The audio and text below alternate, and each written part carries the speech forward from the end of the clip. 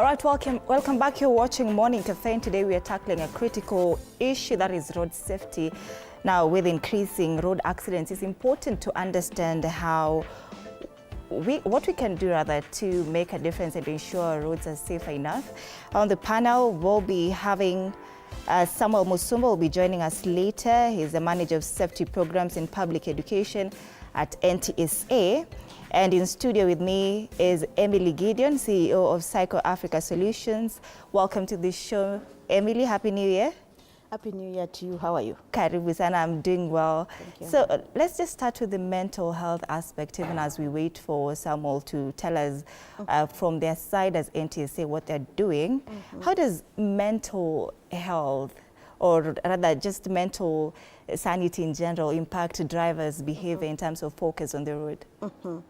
A good question, because when we look at road safety measures and also the interventions which are being put there, mental health has not been tackled by anyone or even being considered. And when you look at global studies are telling us that 93% of road accident is a result of human error, human factor, human behavior, and not because of mechanical problems or bad roads. So now when we talk about human behavior, then mental health, issues of emotional well-being, psychological well-being comes in there. Because I'll also throw a question to you and ask, do you think how someone wakes up in the morning, what they are going through that morning, their emotional and psychological being will affect their driving behavior? You get that? Eh? Yeah. Because drivers always depend on their mental faculties to make decisions, to make judgments, and even to stay focused on the road. So mental health is very key when it comes to driving, because one, driving is a behavior which calls for certain skills, certain capabilities, like attention, concentration, focus on the road, being in the right mental sense to be able to make right decisions at the right time. All that encompasses and it surrounds our emotional well-being, our psychological well-being. So if there is an issue with my psychological well-being, with my emotional well-being, then how I behave will be affected. How I drive will be affected. And it is not just drivers alone. Sometimes you have seen someone crossing the road and it's like they're absent-minded. They're in the middle of the road and it's like they do not know if they are in the middle of of the road. Sometimes people are crossing roads where they are not supposed to be crossing there. You find sometimes on the highways, very risky. People taking risk and you're like, does he or does she want to die? Why use me as a driver now to come and die? All this will boil down to our emotional and psychological well-being, which is something which is very key, which needs to be considered even when we are structuring the interventions and the measures on road safety. Mental health is very key. So what are these interventions that you suggest should be put in place? I'll take you back to last year. We had our national guidelines to workplaces. We call it workplace mental health wellness. Why am I bringing in this? I'm bringing in this one because of the drivers. One thing, the guidance is calling upon the employers to make sure that in workplaces, in their workforce, where you find an organization or a transport circle company where there are drivers, those are their workforce. To have them, one, sensitized on mental health. Because in Kenyan population, the information and the knowledge about mental health well-being and how it affects other functions in our life, that information is not really clear, or it is not out there with many people. So if people understand their mental health well-being, then they will be able to take care of their mental health well-being. In these interventions of education and the sensitization, the employers are being called, and this one I'll call upon all the companies which have drivers, that they need to undergo mental health screening. Why mental health screening? Like when we say all the drivers to go through mental health screening. They are not being screened to stop driving. They are not being screened to be sacked. But through the screening, people are able to understand if I have an issue. Maybe I'm someone who maybe on the road have this road rage, reckless driving, driving while drinking. I'm able to know, so this is the reason why I behave the way I behave. So this is the reason why I always put myself at risk and other people at risk. So this is why I just cross the road without even minding whether I'm knocked down or I'm not knocked down. It's like I don't love myself. Through the screening, then people are able to be identified as early as enough. People who are having mental health issues are then channeled where they can be able to access care, where they can be able to access support and all that. So awareness, and this awareness, it goes to everyone at workplace and the general population. People need to be educated about their mental health. People need to be educated on the skills and the resources on how to be able to protect and prioritize their mental health well-being. And also in the event I'm struggling with something. I'm going through something that is really stressing me, that it's giving me sleepless nights, that I've got no peace of mind. It is the high time we are telling our populations kindly, can we go for services? Can we go for counseling? Talk to someone, speak to someone, do not suffer in silence. That is the information we need to take out there, that we need to start speaking up. We need to start talking up and seeking for professional help. So are there, sorry about that, are there any specific conditions that are associated with risky driving behaviors that you would just point out? When we look at different mental health problems, will come with, may lead to someone having reckless behavior like risk driving and also endangering one's life or even other people.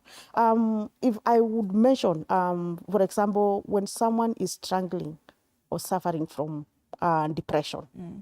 Now, with the depression, one, people lack sleep.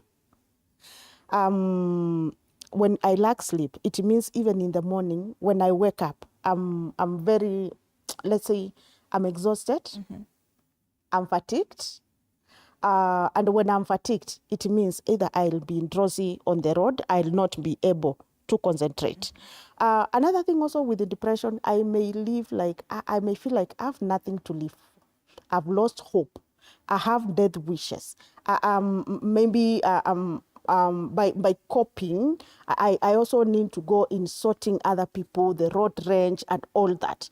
Then concentration levels in the event I had depression will also go down. So you find my focus on the road will not be as like someone who didn't have a mental health issue. When you look like something like bipolar comes with a lot of risk, wanting to take that risk.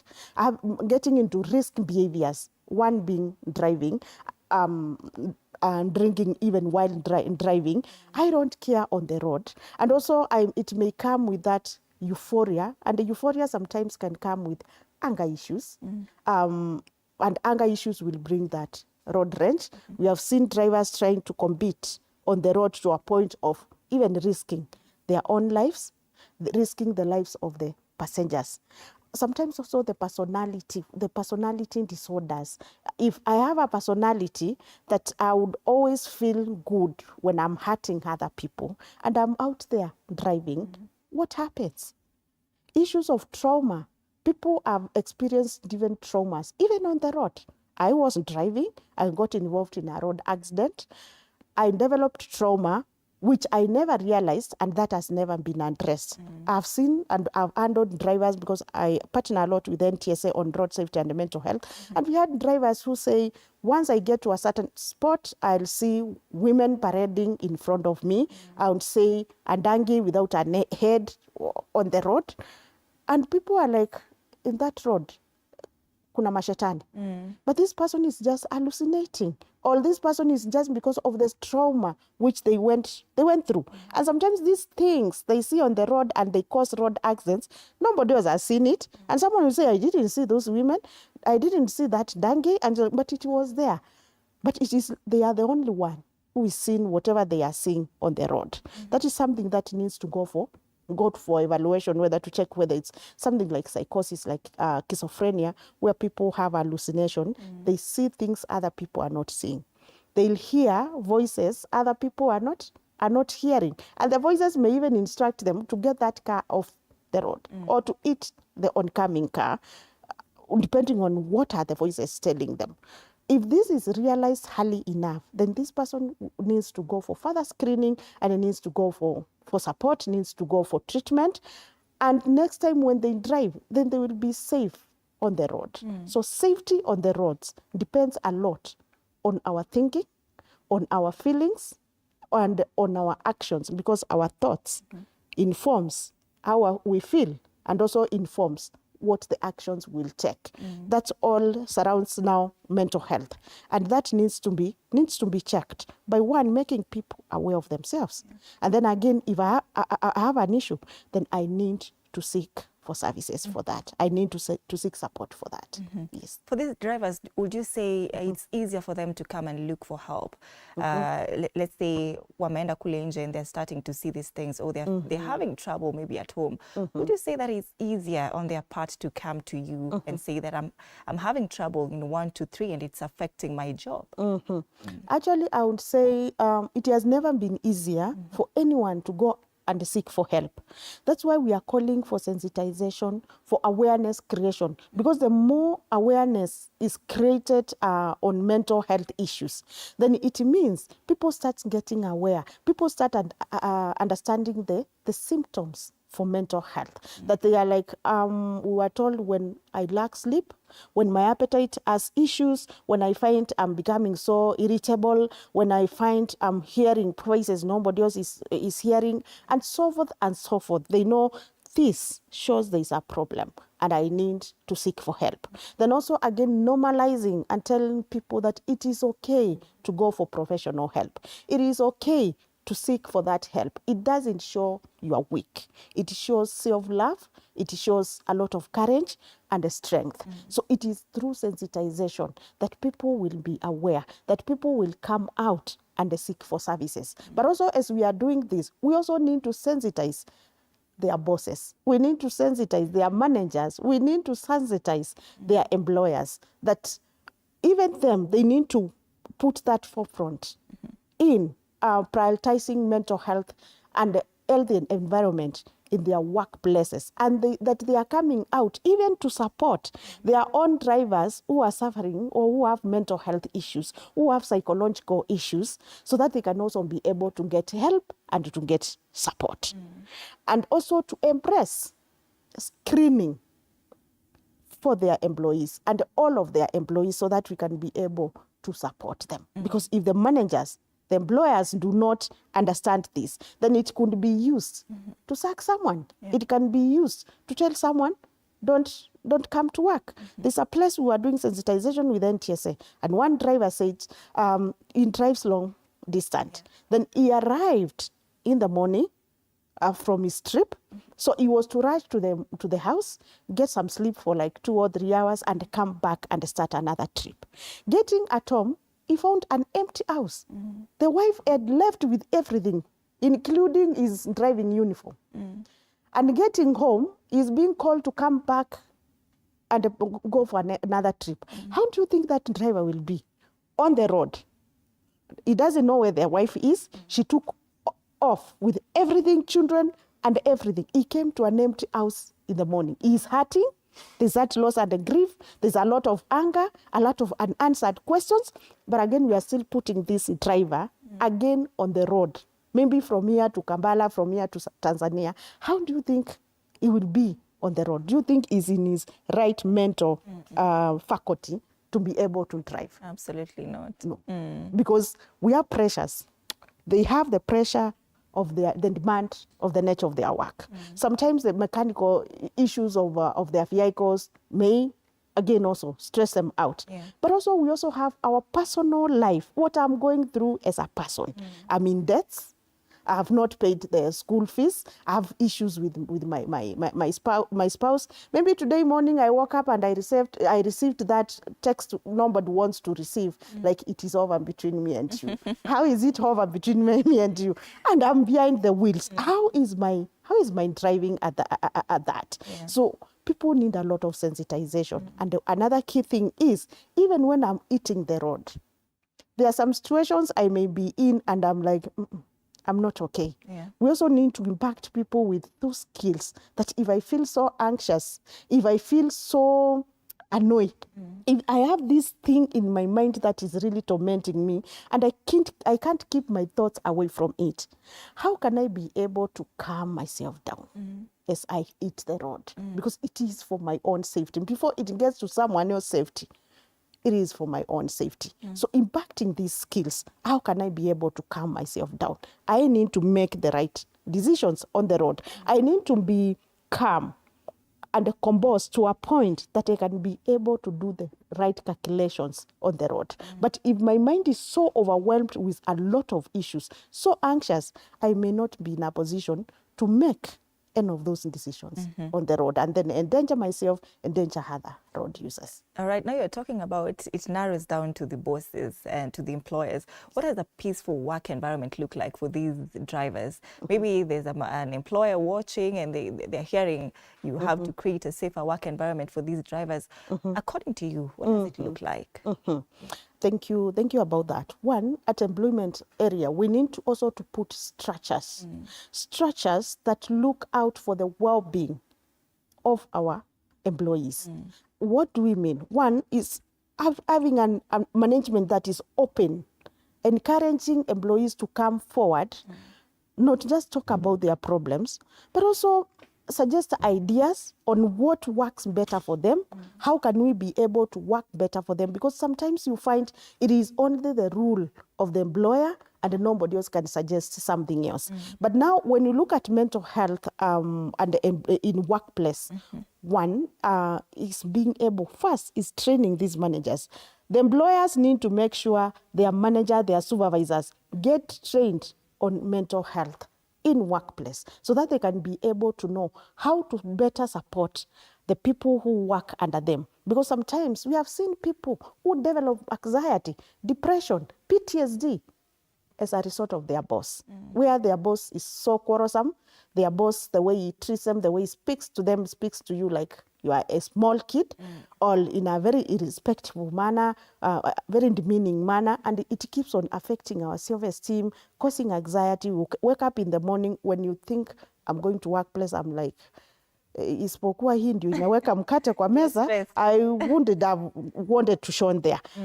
Creating that culture, environmental culture, organizational culture that supports the mental health well-being of their employees, putting structures on in the event I felt all is not well with me.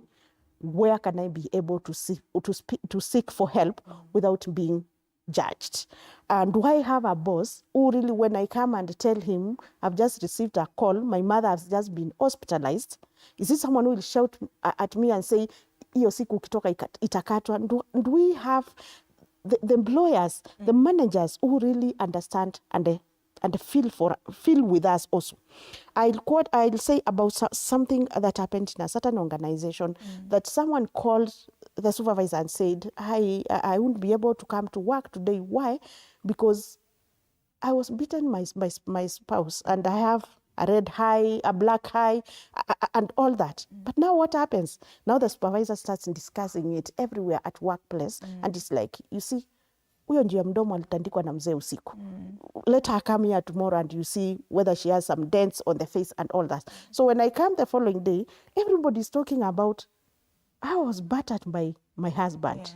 You get that? So employers and their managers can go for a training on creating a culture that supports their employees' mental health wellness, and their guidance there on how to put those structures to take care of their employees' mental health wellness. Because again, also when it comes to the investment and the business itself, when you have health employees, whether they are drivers, whatever work they do, their performance will be good. How they relate with the customers will be good, and it is a good return for the organization. But when they are not okay mentally, they are not good, sick offs every now and then. They may be at work, but they are not concentrating. They are not active at work. Their performance is low, and they are just there, what we call presentism. So for a business to get those returns, to get good returns, good work performance, then you need to make sure that your employees, their mental health wellness is taken care of. Looking at, because now we are talking about the road safety, going back to the companies where they have drivers, the PSV circles, transport companies, kindly let them take care of their drivers' well-being. If a driver has been involved in an accident, no matter how much the driver is being punished because of the damage, because either there were fatalities, the vehicle, this driver needs to go for counseling because of that kind of trauma. And also, again, having those departments which takes care of their mental health wellness, where they can be able to go and say, this is what I'm going, this is what I'm going through. My mother is sick. I lost my brother. I lost my parent. All this happens to us. We are all human beings, and we need support. We need that sanity for us to be able to adhere to the road safety measures and the interventions and regulations which have been put there. Yes. And you know, speaking of companies now with the drivers, we've had some companies where classism is the order of the day, where now maybe for these drivers, wako kule chini, they're a marginalized group. Ile when they have such troubles, like I have a family member who is ill, I have a family member who has just passed away, and you know, they do not have that much support from other company members. And you know, this is maybe a culture that has been existing in that particular company. How does now this employer try to gain this, build this trust, and now to make this driver to open up to them? I am not feeling well, I am going through 1, 2, 3. How do they now succeed in building that trust with these drivers?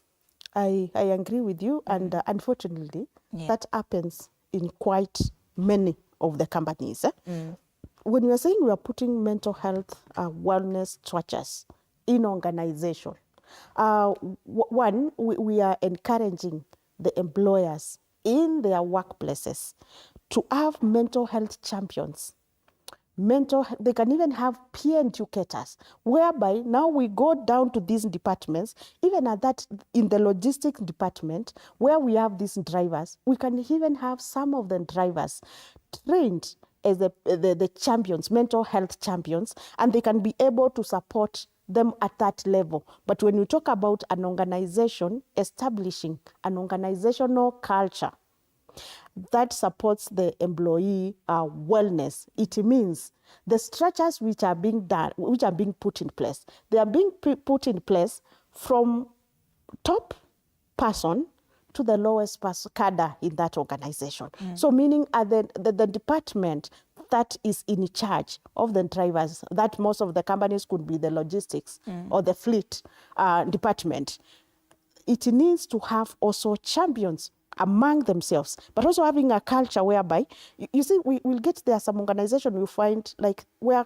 the officers or the employers the employees take tea is a common place, where even the executive officers will walk there and take tea, wanatangamana na wale wengine and have tea together, is trying to loosen up that people do not see the managers as some people to be worshipped or very far to be reached. And there are so many ways where an organization can be able to create, to break those randers, still keeping the protocols in the organization, but not having protocols whereby the people of the lowest cadre, they can suffer when nobody takes care of that, or nobody minds about that. There are structures that can be put from their drivers and going up and having champions, peer educators even among the drivers who can be able now also to support the drivers, the other drivers. But more of their supervisor, people who supervise those drivers, they need to be trained on mental health wellness in the workplace. We have a package for managers at workplace. We call it mental health first aid for managers, where they are trained even to be able to understand. They can identify someone who is not doing well, someone who may feel this one needs to be sent for counseling. And it is the responsibility even of the employers. They can be able to send an employee and say, we are sending you to go for counseling because of 1, 2, 3. Because when things start going wrong, most of the employees will start even going into alcohol. They are coming, they are not coming to work late because of, and even coming to work when they are already intoxicated. That is someone who can be, through their child or through the wellness department, be referred even for support and being told, we are not sacking you, but we need you to get that help. All right, you know, now that you've mentioned something quite interesting there, and I would also love to know, you know, before I come back to that, there nowadays brakes are being blamed. Tuseme maybe accident imefanyika mahali, and they're blaming it on the brakes, and sometimes those brakes are now okay. Can we now blame this on mental health as well? You know, again also, I'll say something that Mr. Musumba keeps on saying, that most of the drivers will say brake failure, because they know the brake won't talk whether it failed or the brakes won't talk whether they failed or didn't fail. You get that? There's something also we call reaction time. And it is, mental health is very key on the reaction time. Reaction time means, am I stable enough mentally that if something just happens on the road abruptly, how am I going to react? Someone has just jumped on the road when I'm driving. You get that? Or someone just like almost eating me, or an oncoming car that is overtaking and I'm like, this one is going to eat me. That moment of making the right decision on what should be done. Should I like stop? Should I like take another dive? That reaction time, it is very key when it comes to our mental health faculty, because the decisions I make at that time, do I just panic and then I'm off the brakes, off the wheels, and I'm screaming, my hands up there? You get that? The reaction time comes back to our mental faculties, because if I panicked, it depends on how did I even brake nilikanyanga aje. What and I'll say brake failure because I panicked during that time.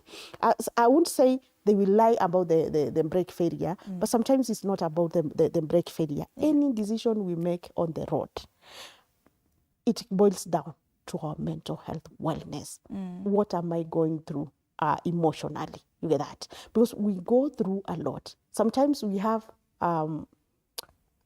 deadlines to meet, demands, let's say like during the festive season, holiday season. People are so many, the drivers need to go so many trips, come back, and all that. And also the employer is looking at, leo mumeleta pesa ngapi? You get that? And being put under that pressure.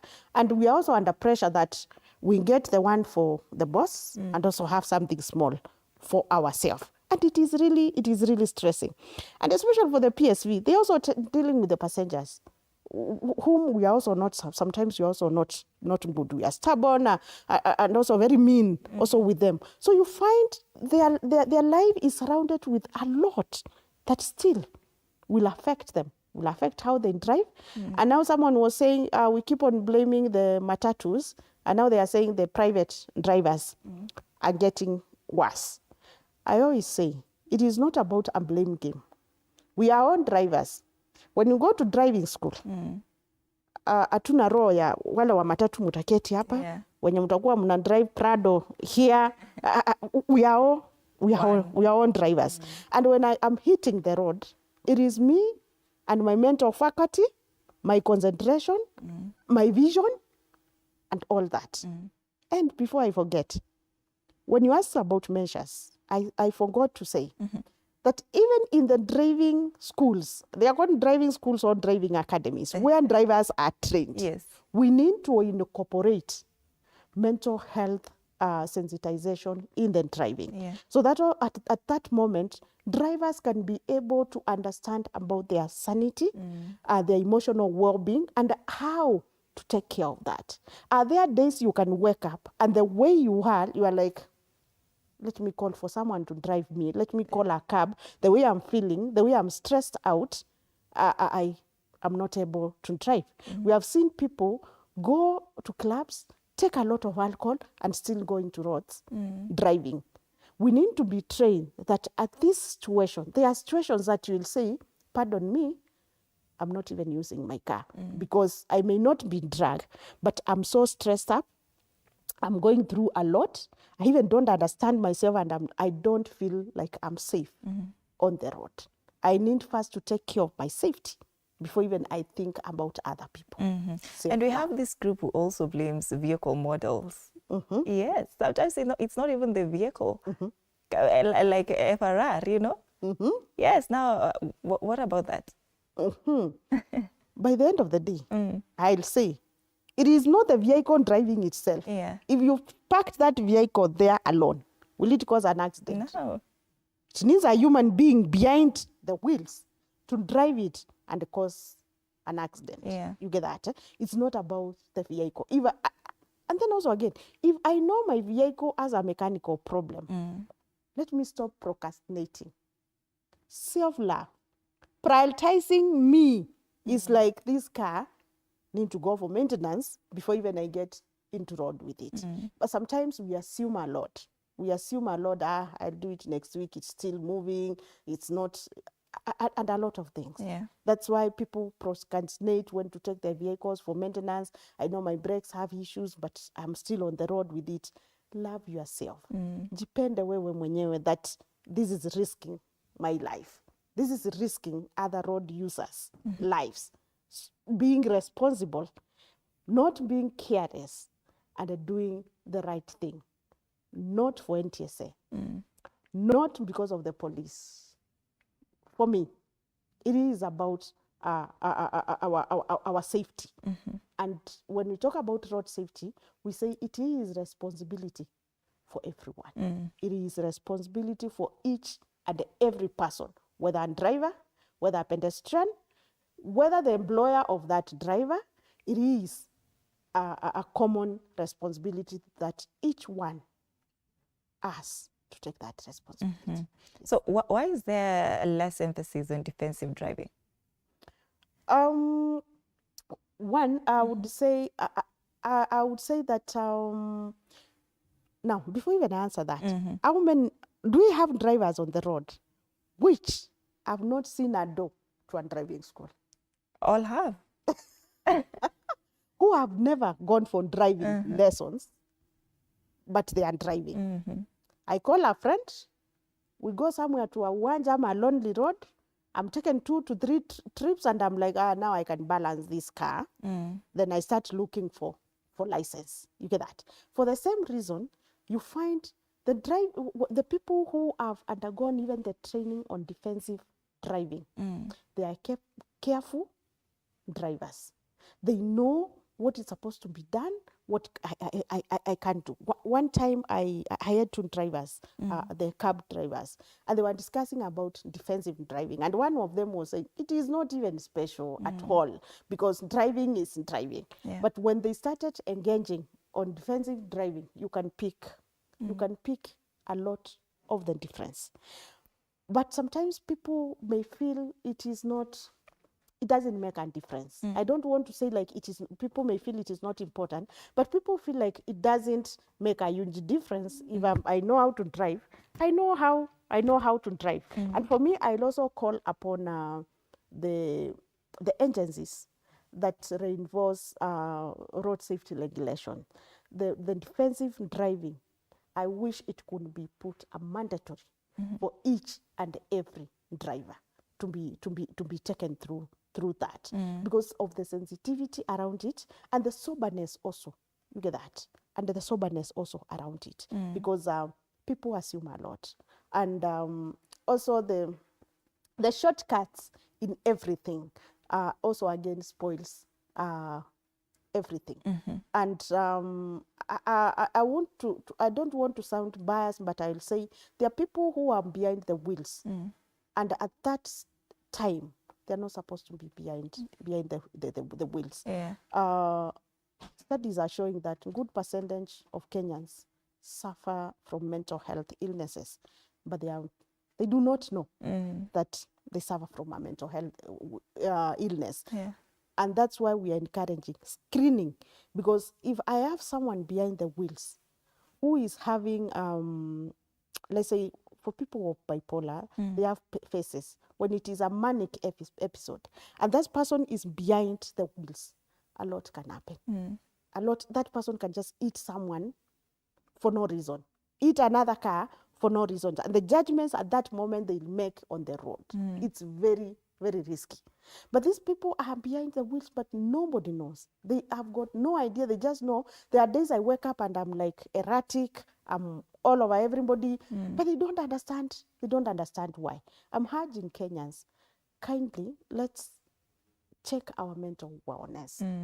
If today I woke up with an headache and tomorrow an headache again, you'll find me in the hospital going to check my blood pressure, check my sugar levels, and people are keen on their health, just going to check those vital signs. But also I would also wish to throw this, even to the TV Vote 7 fraternity.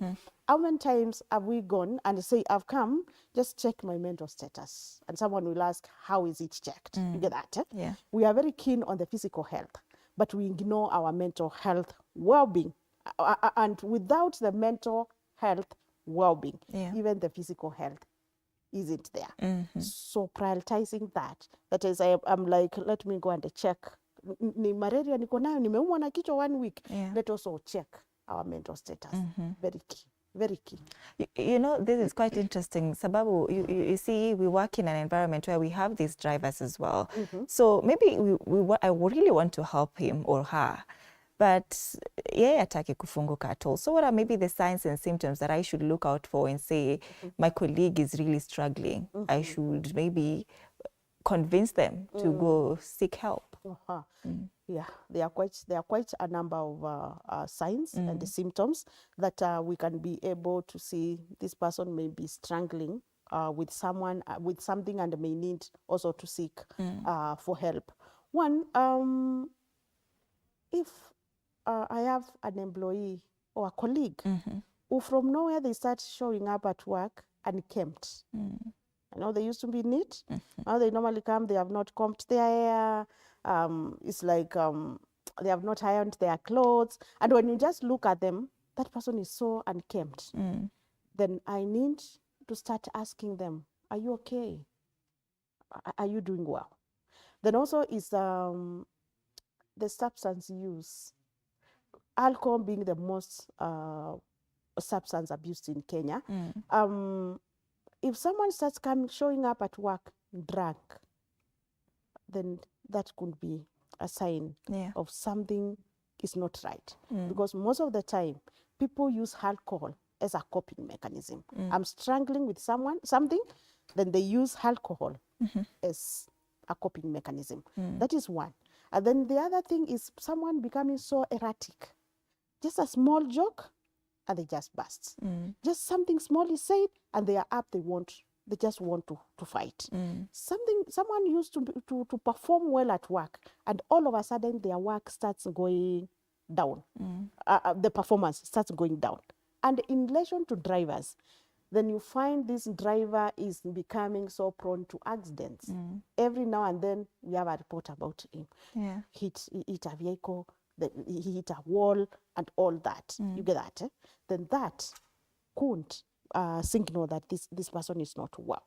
For women, your friend could say most of the time they are crying, just sobbing. Ask them why they are crying. They even don't know why they are crying, but they just feel like crying. That's a sign. Yes. Not just, that emotions may boil down and I just shed tears and all that. But you find oftenly, I'm crying. More often, I'm crying, but I can't even tell you why I'm crying. Then also feeling sad. Someone is so sad most of the days, nearly every day. They are very sad. And no matter how much they try, like, to feel good, it's like they are stuck with it. They are so sad. Another key thing we normally look at, which now, unless you are someone you may not know, is sleep. Am I getting quality sleep? Yeah. If when I go to bed, I'm not able to sleep, I'm not able to maintain that sleep. And this has been happening for more than 2 weeks, then I may need to seek for help. Also, appetite, having issues with appetite, not feeling like I want to eat, or sometimes eating a lot, then that could show some symptoms here and there that all is not well. By looking at the behavior of a person, the way they used to be, the person they used to be, you find they have changed totally. Totally, or they are just withdrawn and keeping to themselves. They don't want, like we used to go to lunch for lunch together when we were taking a lunch break, but now sitaki kutangamana na mtu. I'm on my own and I don't want anybody issues. You try to call me, I'll give excuses why I didn't pick your call, why I didn't respond to your text. That is someone who is drifting away. And sometimes at workplace we say they are drifting away because she alipata promotion. Now hataki kuongea na sisi. Oh, she has a new boyfriend. Now that's why she doesn't want to talk. Oh, she got married. Those are not the issues. We need to follow up. Just pole pole and just keep on talking to them. Sometimes they are like, I don't want counseling. Tell them I can even go with you. Yeah. I'll go and sit there with you. I'll support you. Let's get out to support people, not get out to get stories from people, to get a story to talk with other colleagues. So it is important for these trainings to be done in workplace so that you can be able to support each other. All right, amazing. Mr. Musumba is already here. Karibu sana kwa set. Come and join us. It's all right. It's killed me today. Welcome. Now, Mr. Samuel Musumba is the manager of safety programs in public education at NTSA, and we'll just go right in. Manake time imesonga kabisa.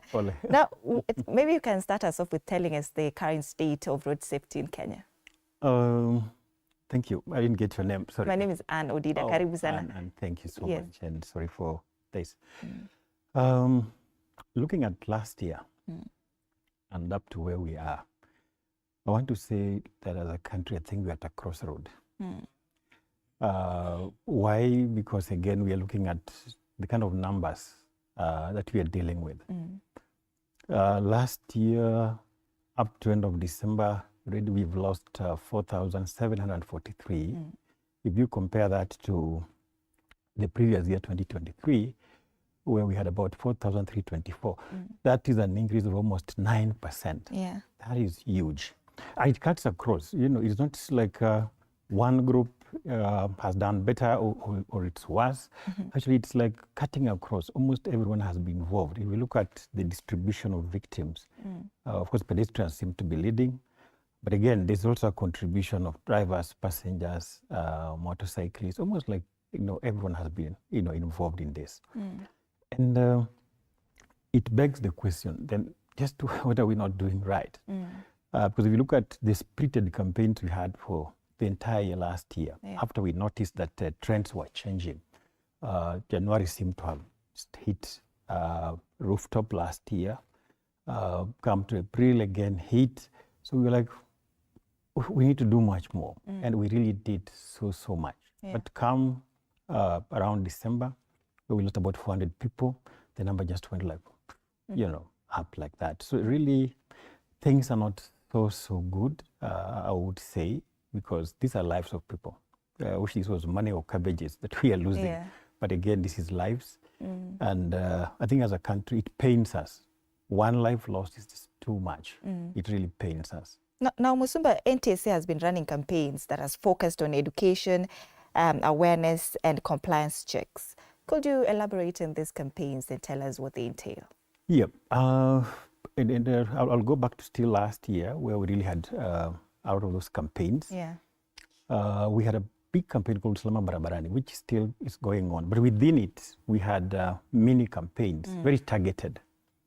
And what we are dealing with here as a country is behavior. Over 93% of the issues that we're experiencing is just the way people are behaving. You know, people are speeding, people are drink driving, people overlapping here and there. People driving, vehicles even without driving licenses. People driving, recklessly. And so all these campaigns were geared towards a very targeted problem that we have, which is really changing this behavior. And then behavior change is not a very easy thing. One activity cannot be able to solve these issues.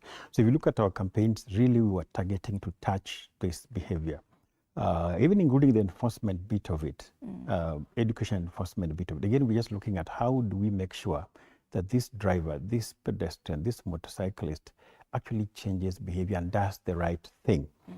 And for a while, it seemed to work in the year. People seemed to really change. People seemed to really adapt to what we were asking them to. Compliance issues and all that. Really, we saw a bit of change in the year. But towards the end of the year again, it has left us to where we are. But those were very targeted campaigns, which we still want to carry on even into this year, because it has to be continuous. It has to be continuous for us to make any meaningful change in terms of changing behavior. Of course, what we're also dealing with, and we tried to also embed that in our campaigns last year, is to address the emerging issues. One of the emerging issues is, I'm sure what she's talked about in this show, it's mental wellness, issues. The untold stories. An accident happens, you investigate, but you can't get the true story from the victim, who is the driver in this case. They are not able to explain really what happened. But you realize there are other underlying issues, either stress issues, people have a lot of issues that they're going through. So all they do is run away to the easiest part, which is, like they would say, brake failure, for example. Oh, I didn't see that sign.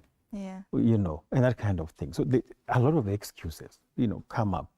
And so really, moving forward, even this year, as we build up on the campaigns that we had last year, we really want to also push the agenda of mental health issues into road safety. Because that way then, we could be able to now bring out these underlying issues that drivers cannot be able to, to say.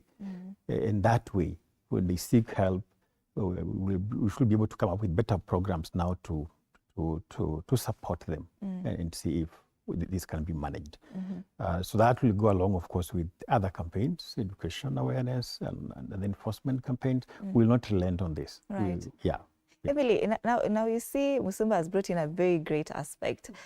These drivers who are victims, are they always given a chance and room to really tell what happened? Ama ni kupigwa to know you caused it. Is there a really safe space for these drivers when these accidents occur? Actually now, when we are partnering with NTSA, that is something which has not been there. And that is what now we need to start happening. When you are integrating mental health into road safety, we are looking beyond Alifunja Sharia. We are looking beyond they were driving and they were drunk, to now have them open up, be given those safe spaces, be given that kind of emotional and psychological support to help them to heal, one, from what has happened, and also again make them better drivers in the future. Because these drivers, even when the accident happens, they are punished, it's punitive, but by the end of the day, are they coming back to the road to drive? Of course, they'll still come back to the road.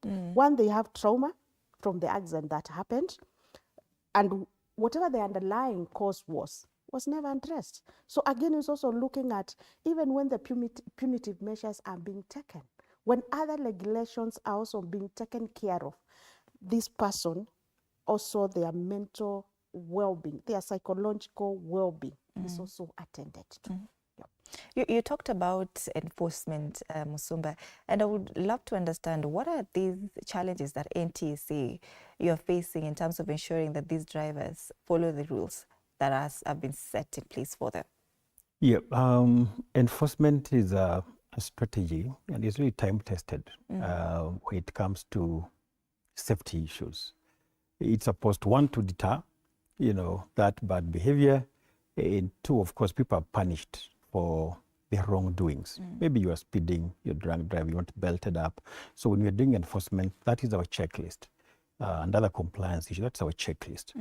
The challenge we have is one, I will say the people themselves, the targets that we are looking at. Yeah. You will find sometimes we are on the road, and people try to hide their vehicles, for example. And they'll call each other, wako hapo, wako hapo. You know, Kenyans direct each other to make those mistakes. Why would you direct me? I'm in the wrong. Then direct me to hide my vehicle or use another panya route to evade this. So they try to circumvent all this. But then they do it en masse. Last week I was on the road, Tigoni areas, up to Rongai and all that. At some point the road just gets clear. And you're wondering, what's not happening? And sometimes you meet this person who has used the panya route, what's happening? I'm running away from NTSA. For what? You know, they're arresting people. They even don't know what you're doing. Yeah. It's not always that an enforcement operation just out to arrest and arrest. Sometimes, actually, we are there to also create awareness. We want to inform you on certain things, but people run away. So that collective way of breaking the law and just want to get away with it, that's really the serious challenge. And it's a behavior issue. Why would we allow ourselves, do that? Of course, the other challenge is the agencies that now involved in enforcement. And sometimes, of course, public has accused the agencies in terms of... This is, our time is up, Okay. but you can wind up that sentence. Yeah. So sometimes, those are the gaps, some of them that are there. Sometimes cases just slip through and all that. But I want to tell you that the strategy now we have, the framework that we now have in terms of enforcement, it's a joint one. It's a multi-agency kind of approach that now we are using. But we hold each other accountable. We are there, police are there, other agencies are also there, and we're able to look at these issues, together in terms of enforcement. All right, thank you so much. That is Samuel Musumba, Manager of Safety Programs in Public Education at NTSA, and Emily Gideon, CEO of Psycho Africa Solutions. Thank you so much for making time for Morning Cafe. That's it. That brings us to the end of Morning Cafe today. Many thanks indeed. Enjoy the rest of your day, and we'll see you tomorrow very early at 6 a.m.